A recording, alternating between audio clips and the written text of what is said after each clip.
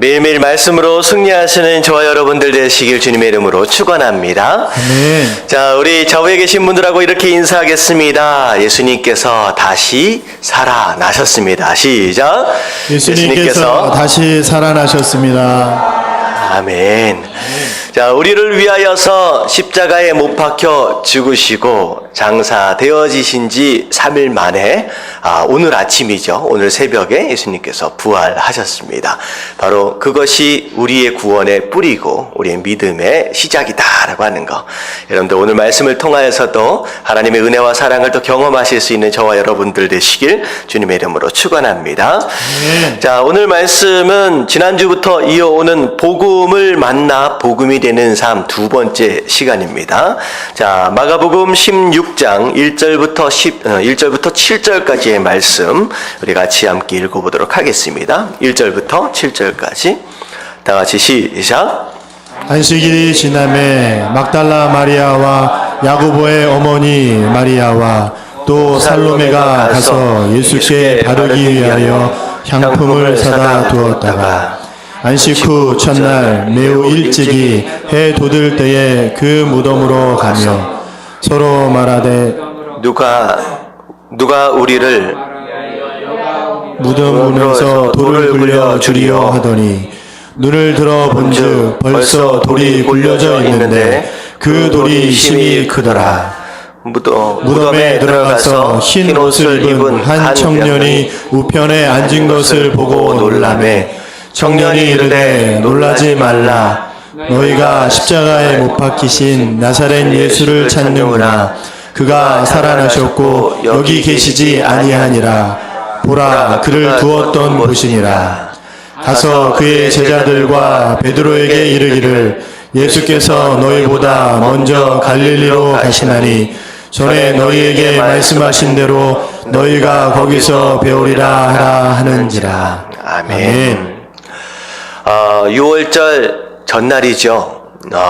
6월절에 어린 양 대신 그 예수 그리스도가 대속 제물 되셔서 십자가에 못 박혀 돌아가셨습니다. 그래서 6월절, 다시 말하면 해가 지는 순간서부터, 금요일 해가 지는 순간서부터 6월절이 시작되는데 바로 몇 시간 전에 예수님 돌아가시고요. 그리고 바로 불과 몇 시간 전에 무덤에 장사가 되셨죠.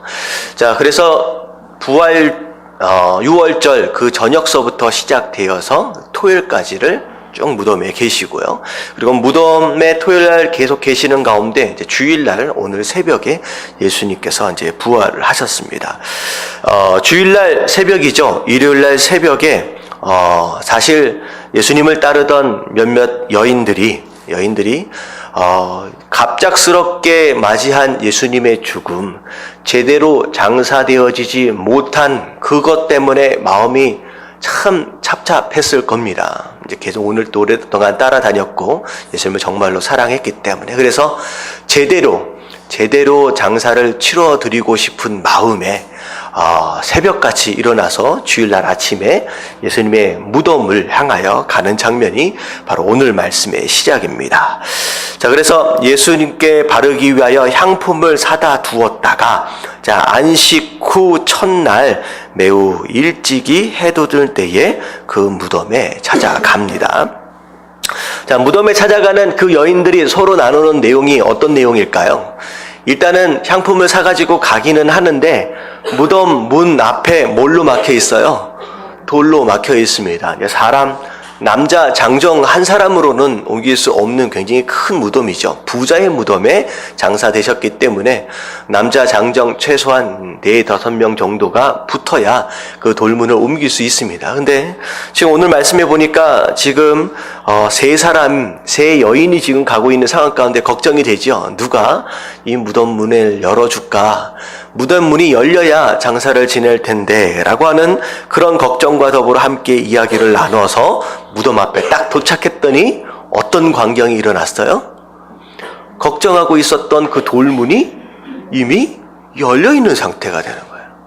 순간적으로 돌이 이미 열려져 있다라고 하는 것으로 말미암아 걱정 하나는 덜은 듯 했지만 과연 그 안에 예수님의 시체가 온전하게 있겠느냐라고 하는 것에 대한 걱정이 생긴 것이죠. 그래서 부랴부랴 안을 딱 들여다보니까 자, 누가 있어요? 예수님의 시체는 없고 청년 하나가 있다라고 하는 거죠.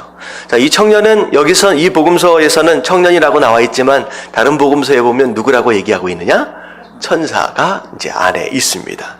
자, 천사가 뭐라고 얘기해요? 이제 갑자기 예수님이 아닌 천년 하나가 천사가 딱 있으니까 놀랄 수밖에 없죠. 6절에 보니까 놀라지 말라. 너희가 십자가에 못 박히신 나사렛 예수를 찾는구나. 자, 뭐라고 얘기해요? 그는 살아나셨다. 여기 계시지 않는다. 라고 말씀해요.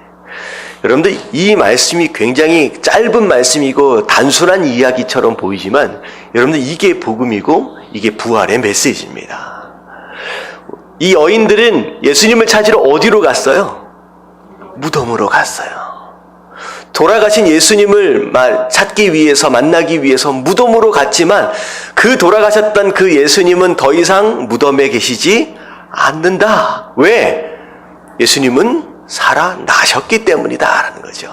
여러분 이게 바로 부활의 메시지입니다. 자, 오늘 이 말씀을 통하여서 우리가 은혜를 받아야 할 여러 가지 중요한 내용이 있는데요. 지난주에 제가 복음에 대해서 쭉 설명을 하면서 우리가 4번까지를 설명을 했잖아요. 그 부활의 메시지와 더불어 5번서부터 우리가 다시 한번 살펴볼 텐데요. 자, 우리가 말씀을 볼 때 자, 신앙의 가장 중요한 핵심, 우리가 믿어야 하는 가장 중요한 핵심 두 가지를 찾아라 라고 한다면 예수 그리스도의 무엇? 대속, 십자가, 죽으심이에요. 그게 시작입니다.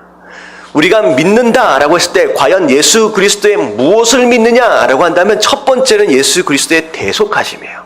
죽음을 믿는 거예요.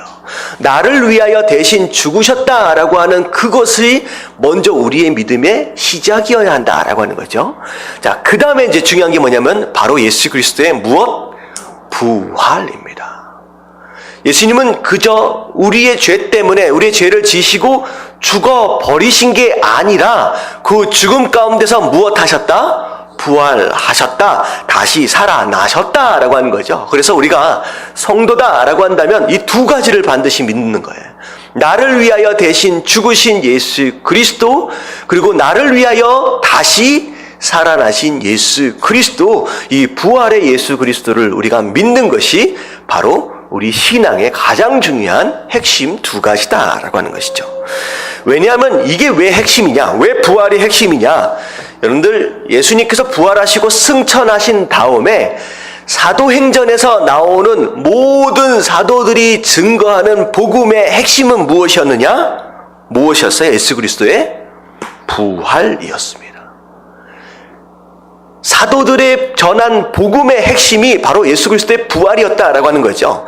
다시 말하면 사도들이 예수님께서 이 땅에 오셔서 여러 가지 좋은 말씀들, 좋은 설교들을 하셨던 거, 소위 말하는 산상수훈, 씨 뿌리는 비유나 열처녀 비유나 이런 것을 사람들에게 전했던 것이 아니에요.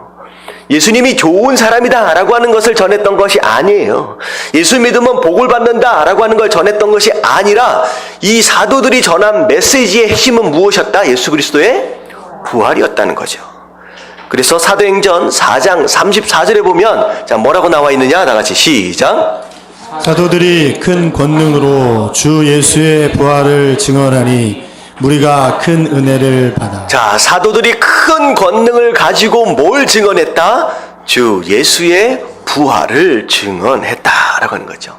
그래서 오순절 다락방 때에 수천 명이 모였잖아요. 3천 명이 모였을 때 그때 결국 베드로가 전한 설교의 마지막 메시지는 무엇이냐? 예수님이 부활하셨다는 거죠. 그리고 어떻게 보면 안진뱅이가 일어나서 사람들이 와 도대체 이게 무슨 일이냐라고 모여들었을 때도 베드로가 전했던 복음의 핵심은 예수 그리스도의 부활이었습니다. 자, 부활이라고 하는 것이 왜 이렇게 중요하냐? 왜 이렇게 중요하냐? 부활의 의미가 있어요. 부활의 진짜 의미는 무엇이냐? 자, 죽음도 예수님 앞에 서는 뭘 꿇었다? 무릎을 꿇었다라고 하는 거예요. 이 부활 신앙이 얼마나 중요하냐는 거죠. 죽음마저도 예수 그리스도 앞에서는 무릎을 꿇을 수밖에 없었다라고 하는 거예요. 왜냐? 이게 왜 중요하냐? 여러분들 인생 가운데 가장 무서운 게 뭐예요? 죽음이에요. 여러분, 죽음보다 무서운 게 어디 있느냐라는 거죠. 여러분, 죽음이 가장 무서운 거예요. 그리고 죄의 결정적인 결과는 뭐예요? 사망이에요. 죽음이에요. 결국은 죽음이 가장 무서운 것이고 죽음이 가장 죄의 마지막 결과다라고 하는 거죠. 하지만 그 죽음이 예수 그리스도 앞에 굴복하고 복종하고 무릎을 꿇을 수밖에 없었다라고 하는 것은 곧 무엇을 의미하느냐? 우리가 예수 그리스도 안에 있으면 그 어떤 죽음이다라고 할지라도 우리를 위협할 수 있다는 거예요? 없다는 거예요? 없다는 거예요. 우리가 예수 그리스도 안에만 있다라고 한다면, 여러분, 부활신앙을 믿는 사람은요 두려워하지 않습니다. 그 어떤 것에도 두려워하지 않습니다. 왜냐하면 예수 그리스도가 무엇을 이겼기 때문에? 죽음을 이기셨기 때문에요. 그래서 자, 제가 여태껏 설교했던 내용들을 한꺼번에 다 정리를 해드리는 거예요. 자, 우리 신앙생활하는 성도가 신앙생활하는 가운데 담대하기 위해서 붙잡아야 할 첫 번째 신앙이 무엇이었다라고 말씀을 드렸냐면, 첫 번째는 창조신앙이었어요. 이 세상, 우주, 만물을 만드신 분이 하나님이고 그 하나님이 바로 우리의 누구다? 아버지다라고 하는 그 신앙, 그것만 믿을 수 있다라고 한다면 우리가 두려워하지 않는다는 거예요. 첫 번째가 창조신앙이에요. 자, 두 번째 무슨 신앙이냐? 십자가 신앙입니다. 십자가 신앙이에요. 그 하나님이 나를 얼마나 사랑하셨느냐, 무엇을 내주시기까지 하시면서 독생자 예수 그리스도, 그분의 생명을 내주시기까지 하면서 우리를 지극히 사랑하셨다라고 하는 거예요. 그냥 사랑한다라고 하는 말 정도가 아니라 죽음으로 그 사랑을 증명하셨다. 이 신앙이 바로 십자가 신앙이에요. 이걸 믿으면요 우리는 두려워할 필요가 없습니다. 마지막 신앙이 뭐예요? 부활 신앙이에요. 우리가 인생에 가장 두려워할 수밖에 없는 이 죽음의 권세를 예수님이 이기신 거예요. 그 죽음이 예수 그리스도 앞에 무릎을 꿇어버린 거예요. 결국은 마지막 승리를 약속하셨다. 여러분, 이기 부활 신앙, 이 세 가지 신앙이 여러분 마음 가운데 확고히 자리 잡을 수 있다라고 한다면, 그 어떤 상황 가운데서도, 그 어떤 위협 가운데서도 두려워하거나 떨지 않을 수 있다라고 하는 거예요. 오늘 말씀드리는 게 바로 이 부활신앙이에요. 여러분, 죽음 앞에서도 두려워하지 마십시오. 그 죽음도 예수 그리스도 앞에 무릎을 꿇었다라고 하는 거, 여러분들 그 신앙으로 담대하게 살아갈 수 있는 저와 여러분들 되시길 주님의 이름으로 축원합니다. 아멘. 자, 부활을 믿는 성도의 삶. 자, 오늘 이 부활에 대해서 한 가지 말씀만 더 드리도록 하겠습니다. 자, 그 부활을 믿는 성도의 삶, 이제 우리는 어떻게 살아야 하느냐? 자, 뭐예요? 성도는 다 같이 시작. 성도는 무덤의 자리를 떠나야 한다. 자, 제가 말씀드렸다시피 6절에 그 안에 있는 천사가 뭐라 그래요? 그는 살아나셨다. 그래서 어디에 계시지 않는다? 무덤의 자리에는 더 이상 계시지 않는다라는 거예요. 여러분, 부활을 경험하신 예수 그리스도는 더 이상 무덤에 머물러 있지 않으십니다. 이 얘기는 곧 무엇을 의미하느냐? 예수 그리스도의 부활을 우리의 마음 가운데 품은 성도 또한 어디에 머물러 있지 않는다? 무덤에 머물러 있지 않는다라는 거죠. 그래서 이제는 더 이상 무덤의 자리에 머물러 있는 것이 아니라 이제는 무덤을 떠나는 삶을 살아야 한다라고 하는 것이 바로 부활의 메시지라는 거죠. 여러분, 무덤은 어떤 자리예요? 어떻게 하면 들어가요? 사람이 죽으면 들어갑니다. 한국 무덤은요, 공동묘지 혹시 가보신 적 있으십니까? 굉장히 무섭습니다. 그래서 TV 이렇게 보면 전설의 고향 하면 항상 배경이 어디 있어요? 공동묘지예요. 공동묘지. 굉장히 무섭습니다. 자, 근데 미국에 가면 이 공동묘지가 좀 달라요.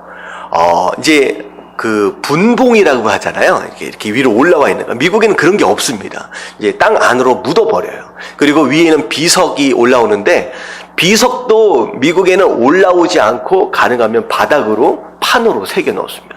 그래서 미국의 무덤을 가면 이게 비석이 위로 올라와 있지 않고 바닥으로 다 내려져 있어서 그냥 넓은 벌판처럼 그냥 보여요. 그리고 그 주변에 꽃들이나 어떻게 보면 조각상이나 아름다운 무슨 멋들을 막 꾸며가지고 멀리서 보면 뭐처럼 보이냐면 마치 공원처럼 보입니다. 그래서 어떤 목사님은요, 정말로 힘들고 어렵고 그럴 때마다 저녁 때 가면 좀 무서우니까 낮에 간대요. 낮에 공동묘지를 가가지고 공동묘지에서 한 2-3시간 정도를 앉았다 온대요. 그러면 마음이 차분해지면서 뭘 묵상하고 온 거예요? 죽음을 묵상한 거예요. 지금 나를 이렇게 괴롭게 하고 있는 이 수많은 문제들, 근데 죽음 앞에 딱 들어가서 거기서 그 죽음을 묵상해 보면요, 죽음보다 더 큰 문제가 있습니까? 없습니까? 없어요. 그것을 통하여 이 죽음을 이기신 예수 그리스도, 내가 무슨 문제로 인하여서 내가 이렇게 괴로워하고 있느냐라고 하는 마음 가운데 오히려 그 문제들을 죽음 앞에서 털어버리고 온다라고 하는 그런 얘기가 있어요. 근데 제가 말씀드리려고 하는 건 그 얘기가 아니라, 무덤은요, 아무리 이쁘게 꾸며놔도 무서워요. 밤에 가면 무서워요. 사실은 왜 그렇게 이쁘게 꾸며놨을까요? 무서우니까. 여러분들 시체에다가 왜 향유를 발라요? 냄새나니까. 여러분, 무덤은요, 아무리 이쁘게 꾸며놓고 아무리 향유를 부어놓는다라고 할지라도 무섭고 냄새나고, 여러분들 뭐라 그럴까요? 별로 좋지 않은 장소입니다. 자, 성도는요, 바로 그런 삶이에요. 많은 사람들이 무덤 가운데 살아요. 이 무덤이다라고 하는 것은 곧 무엇을 의미하느냐? 근심과 걱정과 상처와 실패감과 무기력함과 두려움 가운데 사로잡혀 있는 인생들의 삶의 터전을 의미합니다.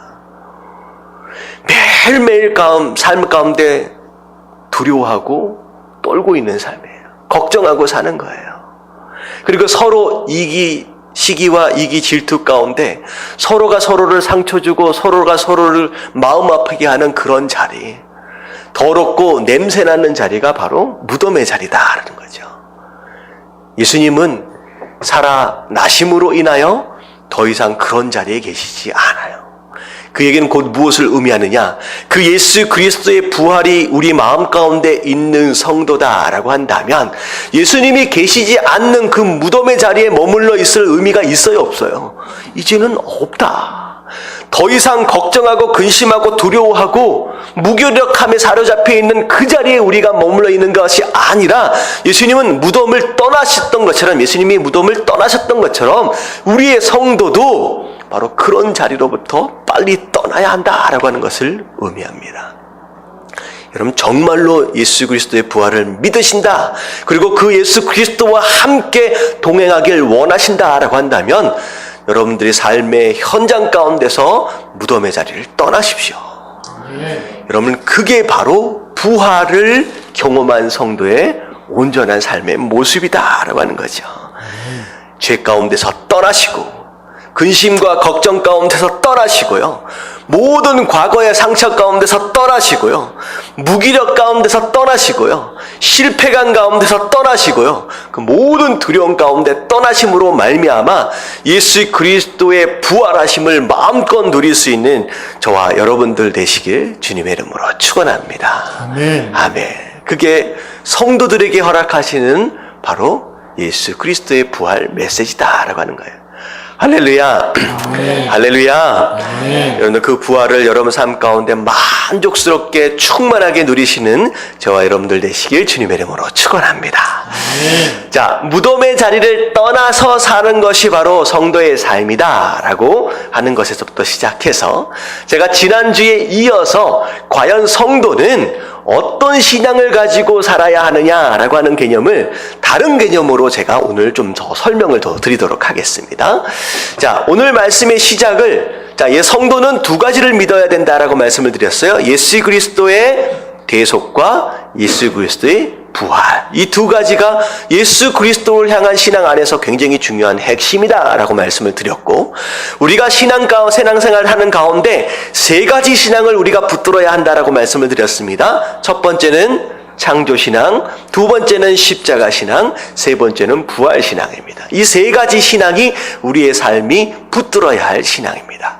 자, 제가 지금부터 설명드리는 개념은 어떻게 보면 우리 교회에선 처음 말씀드리는 것 같아요. 5가지 신앙이 있어요. 우리가 놓쳐서는 안 되는 5가지 신앙. 자, 이것을 5가지 확신이다라고 말씀을 드리고 싶습니다. 자, 5가지를 말씀을 드릴게요. 자, 믿음으로 산다라고 하는 거. 자, 5가지의 확신을 가지고 산다라고 하는 것인데, 자, 첫 번째가 무엇이냐? 다 같이 구원의 확신. 구원의 확신. 여러분들 안에 예수님이 계시다라고 하는 것이 확실하다라고 한다면 우리는 이미 영생을 얻은 것이고 우리의 구원에는 변함이 있는 거예요, 없는 거예요? 없다라고 하는 걸 믿는 것이 바로 구원의 확신이에요. 생명이 그의 아들 안에 있는 그것이니라. 아들이 있는 자에게는 생명이 있고 하나님의 아들이 없는 자에게는 생명이 없느니라. 또 증거는 이것이니 하나님이 우리에게 무엇을 주셨다? 영생을 주셨다. 이게 구원의 확신이에요. 절대로 우리가 놓쳐서는 안 될 것이 무엇이냐? 하나님께서 우리에게 영생을 주셨다라고 하는 거예요. 그래서 우리가 그 영생을 받았는데 그 생명이 누구 안에 있다?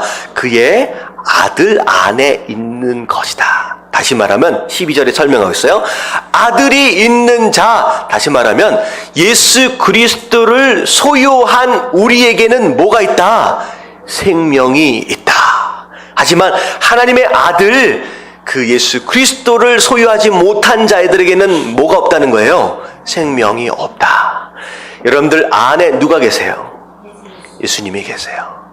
여러분들 안에 예수님이 계시다라고 하는 것이 확실하다라고 한다면 우리는 이미 영생을 얻은 것이고 우리의 구원에는 변함이 있는 거예요, 없는 거예요?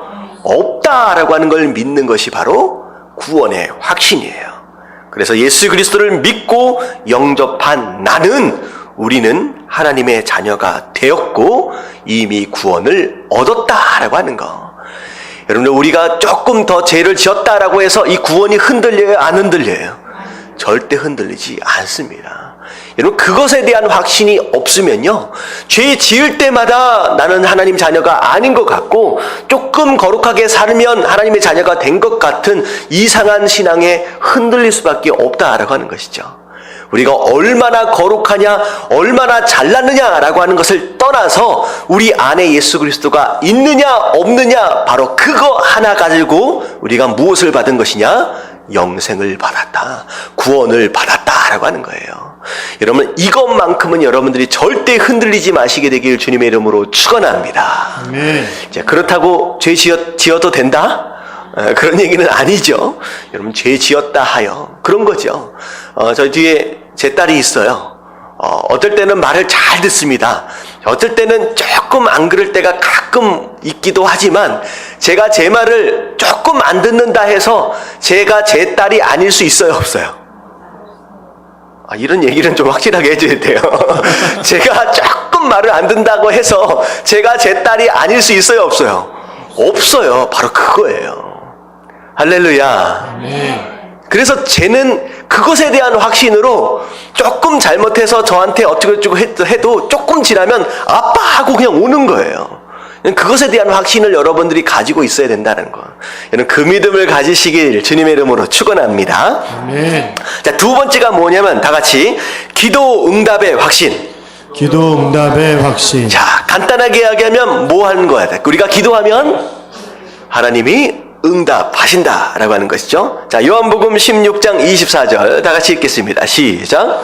지금까지는 너희가 내 이름으로 아무것도 구하지 아니하였으나 구하라, 그리하면 받으리니 너희 기쁨이 충만하리라. 네, 우리가 예수 그리스도의 이름으로 구하기만 하면 어떻게 된다?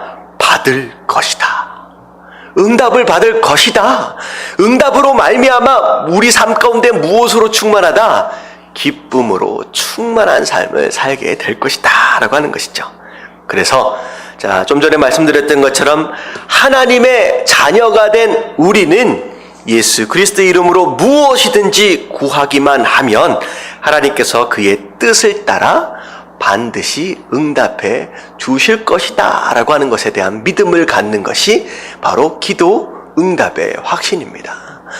여러분 이 믿음을 가지시고 여러분 어느 때든지 하나님께 구하며 기도하실 수 있는 저와 여러분들 되시길 주님의 이름으로 축원합니다. 아멘. 구하면 된다라고 하는 거죠. 그게 하나님 자녀된 어떤 권리이고 특권이다라고 하는 거 바로 기도 응답의 확신 두 번째입니다. 자, 세 번째가 무엇이야? 다 같이 인도의 확신. 인도의 확신. 자, 인도의 확신 잠언 3장 5절부터 6절까지 같이 한번 읽어봅니다. 다 같이 시작. 너는 마음을 다하여 하나님을 신뢰하고 내 명철을 의지하지 말라. 너는 범사의 그를 인정하라. 그래야면 내 길을 지도하시리라. 자, 너는 마음을 다하여 라고 얘기하고 있어요. 자, 마음을 다한다 라고 하는 것은 부분적으로 내 마음, 네 마음을 분리해 놓는다 라고 하는 게 아니에요. 우리의 마음 전체를 의미합니다.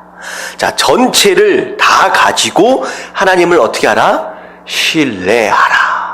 하나님을 믿어라 라고 하는 것은 곧 무엇을 의미하느냐? 우리의 마음, 우리의 삶의 모든 부분들을 하나님께 좀 맡겨라는 뜻이요. 맡겨라. 자, 그리고 내 명철을 의지하지 말라는 거예요. 내가 여태껏 살아왔던 경험들, 내 지혜들, 지식을 가지고 내가 내 마음대로 내 삶을 조정하려고 하지 말고 그냥 하나님께 맡겨봐라는 거죠. 믿어봐라. 자, 그러면 너는 범사의 그를 인정하라. 이 얘기는 뭐냐면 내 삶의 주인이 이젠 누구다? 하나님이다. 예수 그리스도다. 내 배의 선장은 이제 내가 아니라 바로 예수 그리스도가 내 삶의 선장 되신다라고 그분의 주권을 인정해 드리면 그때부터 무슨 일이 벌어져요? 그리하면 내 길을 지도하시리라. 지도하시리라. 그래서 요즘에는 잘 볼 수 없는 성화인데 그 옛날에 어떤 성화가 있냐면요. 그 배를 이렇게 항해하는 그 있잖아요. 배를 항해하는데 이 앞에 그 배 키가 이렇게 있는데 그 뒤에 누가 있어요? 예수님께서 한 손으로 그 배 키를 잡으시고 어떻게 하고 계세요? 저기를 향해 가라라고 말씀하시죠. 어떻게 보면 내가 내 삶의 키를 잡고 있는 것 같지만 그 잡은 손 그 위에 누구의 손이 잡고 계세요? 예수 그리스도의 손이에요. 그래서 예수 그리스도께서 가자라고 하는 것을 향하여서 그 인도하심을 받는 바로 그런 삶, 바로 그게 바로 인도하심을 받는 삶이다 하는 거죠. 그래서 하나님께 맡기면요, 더 이상 내 삶을 내가 책임질 필요가 없어요. 하나님께서 성령 하나님의 인도하심을 따라서 인도해 가신다라는 거죠. 그래서 한 걸음 한 걸음 어떻게 보면 저 먼 곳까지는 안 보여주신다라고 할지라도 내게 보여주시는 이 한 걸음에 순종하며 나아가다 보면 결국 뒤돌아보니까 누구의 뜻이 이루어지는 것을 경험한다? 하나님의 뜻이 이렇게 이루어졌구나라고 하는 것을 경험하는 바로 그런 삶, 그게 바로 하나님의 인도하심을 받는 삶이다라는 거죠. 그래서 세 번째가 뭐에 대한 확신이에요? 인도하심에 대한 확신입니다. 여러분 살다가 이 문제가 어떻게 풀릴지 답답할 때가 있으면 뭐 하면 돼요? 하나님께 그냥 맡기면 돼요.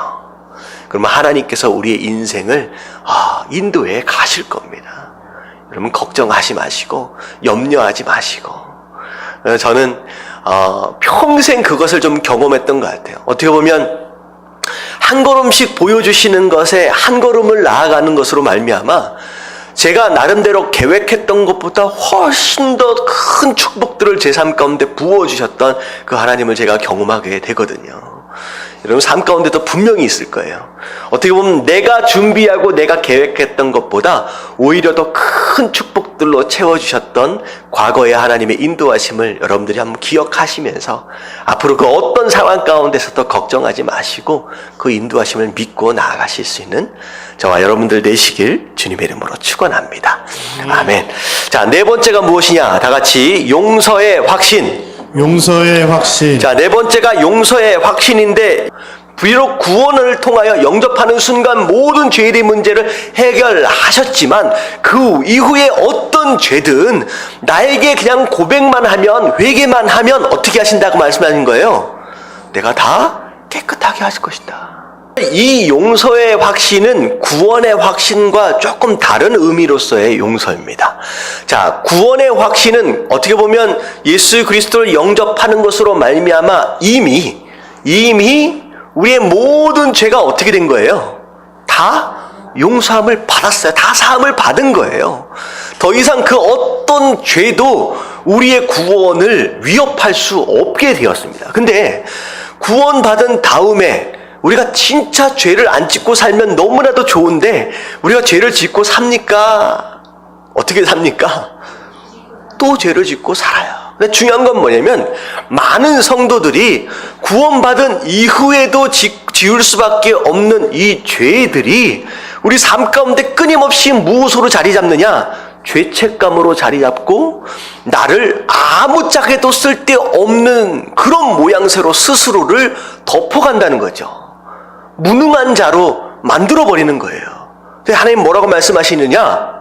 비록 구원을 통하여 영접하는 순간 모든 죄의 문제를 해결하셨지만 그 이후에 어떤 죄든 나에게 그냥 고백만 하면, 회개만 하면 어떻게 하신다고 말씀하신 거예요? 내가 다 깨끗하게 하실 것이다. 더 이상 죄책감에 사로잡혀 살할 필요가 있어요, 없어요? 없다라는 거죠. 그래서 어떻게 보면 이 용서의 확신은 곧 무엇을 의미하느냐? 하나님 앞에 나아갈 때 비록 죄를 지었다라고 하지만 좀 뭐해질 필요가 있다는 거예요. 좀 뻔뻔해질 필요가 있어요. 여러분, 이건 뻔뻔했다라고 한다면 조금 이상한 표현이지만 이건 담대함이에요. 믿음에 의한 담대함이야. 하나님께 내가 고백하고 내가 잘못했습니다 라고 얘기하는 순간 그냥 용서함을 받는 거예요. 여러분, 그것에 대한 확신 가운데 절대 그 어떤 죄책감, 과거에 어떤 죄를 지었든 여러분 죄책감 때문에 사로잡혀서 여러분 갈등하고 괴로워하는 성도는 없으시길 주님의 이름으로 축원합니다. 네, 하나님 용서 다 해주신다라는 거예요. 할렐루야. 자, 이게 네 번째 용서의 확신이에요. 자, 마지막 다섯 번째. 다 같이 승리의 확신. 승리의 확신. 자, 내용은 어떤 뜻인 것 같아요? 결국은 우리가 이긴다는 뜻입니다. 자, 고린도전서 10장 13절 말씀 같이 한번 읽어볼게요. 다 같이 시작. 사람이 감당할 시험 밖에는 너희에게 당한 것이 없나니 오직 하나님은 미쁘사 너희가 시험 당함을 허락하지 아니하시고 시험 당할 즈음에 또한 피할 길을 내사 너희로 능히 감당하게 하시느니라. 예, 저는 이 말씀이 어느 때 참 기억에 나고 경험이 되었느냐. 제가 이제 미국에서 이제 학교를 다닐 때, 학교를 다니고 시험을 준비하고 페이퍼를 쓰고 막 하는 가운데 머리가 좀 좋으면 금방금방 하고 뭐 잘할 수 있잖아요. 근데 뭐 거기까지는 아닌 것 같아요. 근데 시험이 막 다가오고 막 뭐 이제 논문을 써야 될 때가 막 다가오면 어떤 마음이 들어요?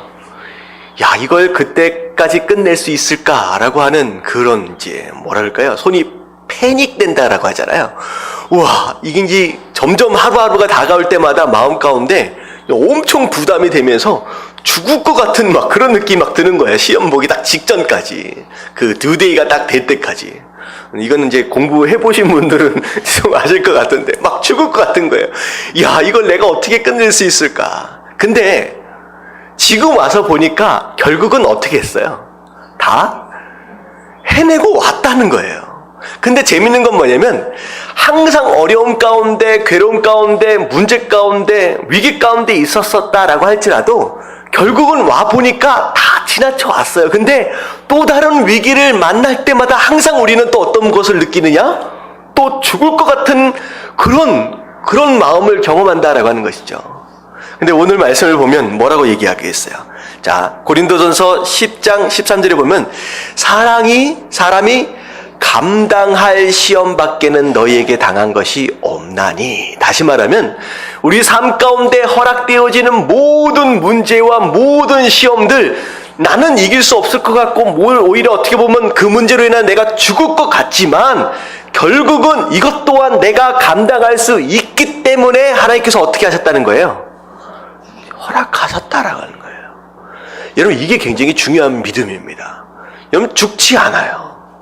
여러분, 다 같이 죽지 않는다. 죽지 않는다. 여러분, 여태껏 살아오셨잖아요. 절대 죽지 않습니다. 죽을 것 같지만 죽지 않아요. 왜냐? 우리에게 주신 이 시험은 우리로 하여금 당하는 것으로 말미암아 죽으라고 주시는 시험이 아니기 때문이에요. 여러분, 이것에 대한 믿음이 있어야 돼요. 그래서 당할 수 있고 감당할 수 있기 때문에 주셨다라고 하는 거죠. 자, 그래서 시험 자, 보세요. 너희가 시험 당함을 허락지 아니하시고 시험 당할 쯤 넘어질 것 같은 순간이 되었을 때 어떻게 하신다? 피할 길을 내셔서 능히 어떻게 하신다? 감당하도록 하신다. 여러분들, 큰 일이 닥쳐온 것 같다라는 그런 위기 가운데 있을지라도 여러분, 이것에 대한 확신을 가지십시오. 내가 하나님 안에 있다라고 한다면 나는 이것을 이길 수 있다. 그리고 내가 죽어라고, 내가 쓰러져 자빠져 버리라고 이 문제를 허락하신 것이 아니다라고 하는 믿음을 가지고, 여러분, 확신을 가지고 여러분들 끝까지 승리를 경험하실 수 있는 저와 여러분들 되시길 주님의 이름으로 축원합니다. 자, 이게 예수 그리스도가 이미 선포하신 승리의 결과다라고 하는 거죠. 자, 그래서 5가지 확신. 자, 첫 번째서부터, 자, 첫 번째가 뭐예요? 자, 두 번째가 기도 응답의 확신, 세 번째 인도의 확신, 네 번째 용서의 확신, 다섯 번째 승리의 확신. 자, 이 확신을 가지고 살아가는 바로 그런 삶이 바로 부활을 경험하는 성도의 바로 삶이다라고 하는 거. 여러분들, 이 신앙을 끝까지 포기하지 마시는 저와 여러분들 되시길 주님의 이름으로 축원합니다. 네. 아멘. 자, 조금 더 남았죠? 우리가 마무리를 좀 하도록 하겠습니다.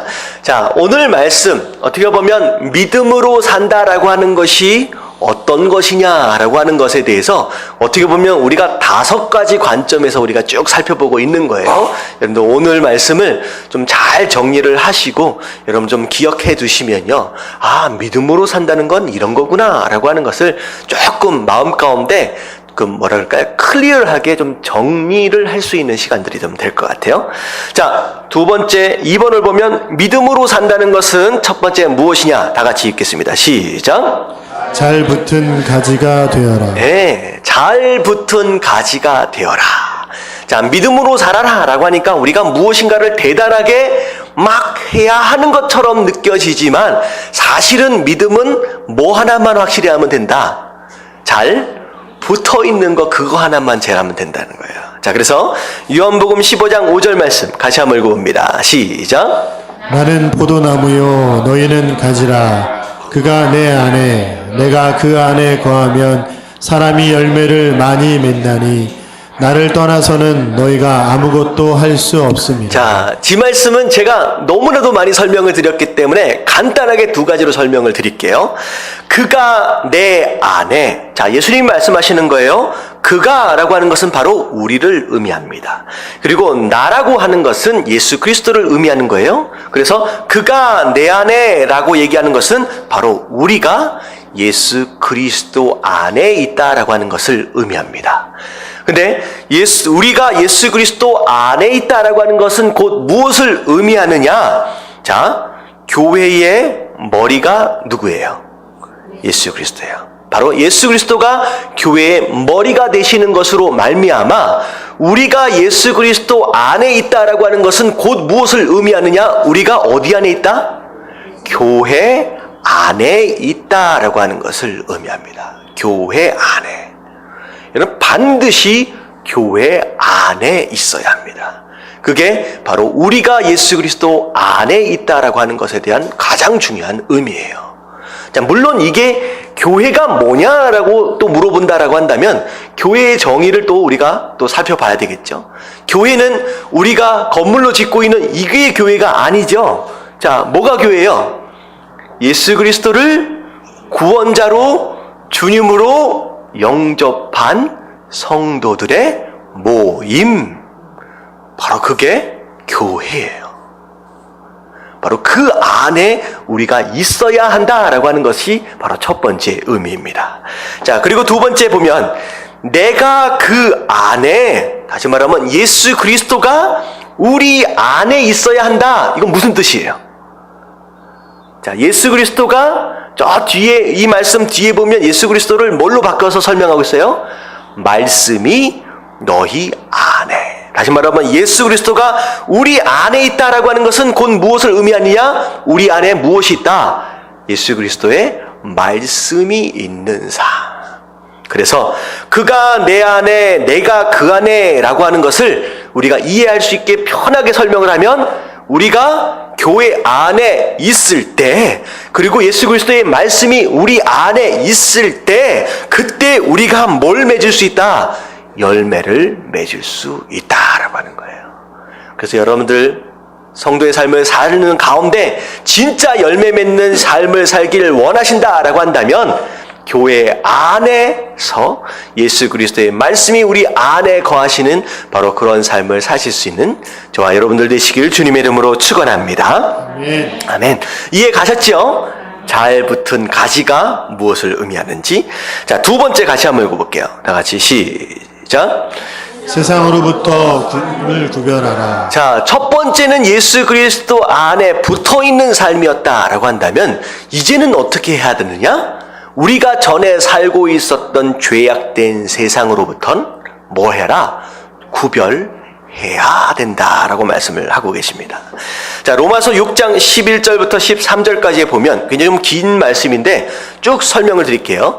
이와 같이 너희도 너희 자신을 죄에 대하여는 죽은 자요 그리스도 안에서 하나님께 대하여는 살아 있는 자로 여길지어다. 자, 이제는 우리는 뭐에 대해서는 죽어라?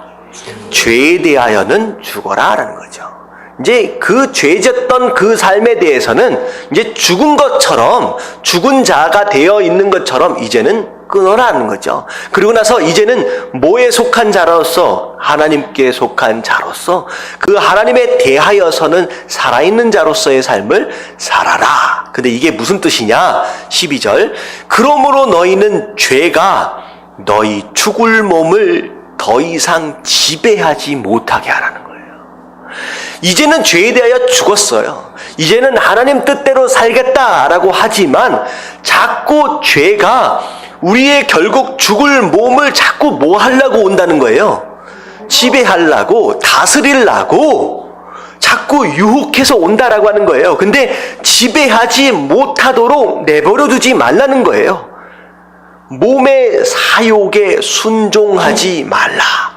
육신의 욕심, 욕심이 막 올라올 때 그것에 순종하지 말라라고 말씀하시는 거예요. 그리고 13절 다 같이 한번 읽어볼게요. 시작. 또한 너의 지체를 불의의 무기로 죄에게 내주지 말고 오직 너희 자신을 죽은 자 가운데서 다시 살아난 자 같이 하나님께 드리며 너희 지체를 의의 무기로 하나님께 드리라. 예, 중요한 단어는 여기 두 단어가 있죠. 불의의 무기, 의의 무기가 있어요. 우리가 죄의 유혹, 그 다스림과 그 지배함에 지게 되면 우리가 결국은 무엇의 쓰임을 받게 돼요? 불의의 무기가 되어버린다는 거예요. 불의의 무기. 여러분, 이 불의의 무기라고 설명하는 이유는 뭐냐면, 여러분, 무기는 누군가를 뭐 하는 거예요? 다치게 하거나 죽게 하는 겁니다. 여러분, 죄에 대한 이 유혹과 이 욕심의 그것에 우리가 지게 되면요, 결국은 우리가 불의의 무기가 되어서 선한 사람들, 하나님의 백성들, 그런 사람들을 어떻게 한다는 거예요? 우리가 상하게 하거나 죽이는 일에 우리가 쓰임 받을 수 있다는 거죠. 그래서 하나님 뭐라고 말씀하시냐? 지지 말라는 거예요. 우리로 하여금 그 죄에 대하여 다스림을 받도록 내버려 두지 말라는 거예요. 그렇게 되면 결국 불의의 무기가 돼서 오만 다니는 곳마다 사람들 다치게 하고 아프게 하고 상처 주는 그런 일로 우리가 쓰임 받게 된다는 거죠. 우리가 그것을 이기면 어떻게 쓰임 받을 수 있다? 의의 무기가 된다는 거예요. 자, 이건 누굴 상하게 하는 거예요? 우리의 대적 사단을 상하게 하는 거예요. 악한 것들을 향하여 우리가 대적할 수 있는 그 무기가 되어질 수 있다라고 하는 거. 그게 바로 세상과 구별하는 삶입니다. 자, 그렇게 하기 위해서 두 가지 말씀드릴게요. 자, 어떻게 하면 그 유혹들과 그 욕심들을 이길 수 있느냐? 여러분들 듣는 것과 보는 것을 조심하십시오. 내가 무엇을 듣느냐, 내가 무엇을 보느냐가 내 삶을 다스려 갑니다. 여러분, 친구를 잘 만나라 라고 하는 것도 바로 그런 개념이에요. 나쁜 친구와 같이 있으면서 나쁜 것을 계속 보고 나쁜 것을 계속 들으면 결국은 나도 그렇게 되어버린다는 거죠. 그래서 보는 것과 듣는 것을 조심해라 라고 하는 거예요. 네, 그래서 그러면 듣는 것과 보는 것 나쁜 것이 우리 안에 들어오지 않도록 조심해야 되는데 중요한 건 또 뭐예요? 우리 안에 무엇으로 또 채워야 된다? 좋은 것으로 채워야 되는데, 좋은 것으로 채우기 위해서 무엇으로 채워라? 말씀으로 우리 안을 채워 가십시오. 여러분, 그 말씀이 우리의 삶을 다스려 가시게 되는 거예요. 할렐루야. 여러분, 이게 바로 하나님께서 쓰시는 의의 무기로 쓰임받는 비결이다라고 하는 거. 예, 여러분 깨달아지시길 주님의 이름으로 축원합니다. 아멘. 아멘. 자, 마지막 할게요. 마지막. 네, 다 같이 시작. 성령으로만을 받으라. 자, 마지막이 성령 충만이에요. 성령 충만. 사도행전 1장 8절 같이 한번 읽어볼게요. 다 같이 시작. 오직 성령이 너희에게 임하시면 너희가 권능을 받고 예루살렘과 온 유대와 사마리아와 땅끝까지 이르러 내 증인이 되리라 하시니라. 아멘. 결국은 지금 말씀드리고 있는 이 세 가지가 능력 있는 삶으로서의 성도예요. 자, 능력 있는 성도로서 살기 위해서 가장 성도의 큰 능력은 하나님과 우리와의 친밀한 관계가 가장 큰 능력이라고 말씀드렸잖아요. 그리고 두 번째 능력은, 두 번째 말씀드린 게 뭐냐면 우리의 거룩함이 가장 큰 능력이 됩니다. 지금 이게 두 번째예요. 세 번째는 뭐가 능력이다? 성령 충만함이 능력이다. 여러분, 내가 내 뜻대로 사는 것이 아니라 내 의지대로 사는 것이 아니라 그분의 인도하심 가운데 그분의 능력으로 사는 것이 가장 큰 능력이라는 거죠. 그래서 오직 성령이 너에게 임하시면 너희가 뭘 받는다? 권능을 받는다. 여러분, 권능은 무엇과 무슨 단어에 합쳐진 단어냐? 권세와 능력이에요. 여러분, 권세와 능력 뭐가 달라요? 권세와 능력. 뭐가 권세냐? 운전을 하고 가다가 갑자기 뒤에서 경찰차가 왔어요. 경찰차가 와서 삐요 하면서 옆으로 차를 대십시오 라고 하면 비록 경찰차가 우리 차를 밀어가지고 옆에 세우지 않았다라고 할지라도 우리는 어떻게 해야 돼요? 옆에 세울 수밖에 없어요. 눈에 보이지 않아요. 하지만 어쩔 수 없이 순종할 수밖에 없는 바로 그것을 뭐라고 얘기하냐면 권세입니다. 다시 말하면 우리 눈에 보이지 않지만 하나님 자녀로서의 권세가 있어요. 사단아 떠나 가라 라고 얘기하면 우리는 능력이 없지만 하나님께서 우리에게 주신 그 권세로 말미암아 사단은 어떻게 할 수밖에 없어요. 떠나갈 수밖에 없는 거예요. 그게 바로 우리가 누리는 바로 권세입니다. 자, 능력은 뭘까요? 경찰이 왔어요. 세우라 그랬는데 안 세워. 그럼 어떻게 해야 돼요, 경찰이? 무력을 동원해서 밀어서 세우게 되겠죠. 자, 체포하려고 그랬는데 말을 안 들어. 그럼 어떻게 해야 돼요? 때려 잡아가지고 수갑을 채우게 되겠죠. 자, 경찰이 힘이 없어. 비실비실해요. 그러면 강도 잡을 수 있어요, 없어요? 없지요. 자, 여기에서 필요한 것이 뭐냐면 능력입니다. 우리가 말의 권세뿐만 아니라 우리에게 주신 아이덴티티 안에서 나오는 권세뿐만 아니라 비실비실한 성도가 아니라 우리가 스스로 어떻게 하는 거예요? 실제로 힘이 있는 성도의 삶을 산다는 거예요. 영적인 능력을 가지고 살아간다라고 하는 것이죠. 그것이 어디로부터 온다? 성령을 받으면. 성령 충만하면 그 권세를 받는다라고 하는 거죠. 여러분들 이 세상을 살아가시면서 간당간당 간신히 연명해가는 그런 삶을 사는 것이 아니라 이런 권세와 능력을 가지고 세상을 이기며 정말로 능력 있는 성도로서의 삶을 사는 거, 이게 바로 성도의 삶이다라고 하는 거, 여러분 깨달아지시길 주님의 이름으로 축원합니다. 자, 그래서 마지막 부분은 능력 있는 성도의 삶, 성도의 가장 중요한 능력의 뿌리는 무엇이다? 첫 번째는 붙어 있는 거, 하나님과의 관계. 두 번째는 거룩함, 죄로부터 구별되어진 삶. 세 번째는 성령 충만한 삶이 바로 성도의 능력의 뿌리다라고 하는 거. 여러분 기도 많이 해가지고 뭐 불 받으면 그런 내용의 것이 아니다라고 하는 거, 여러분들 깨달아지시고 여러분 이런 성도의 삶을 사실 수 있는 저와 여러분들 되시길 주님의 이름으로 축원합니다. 아멘. 아멘.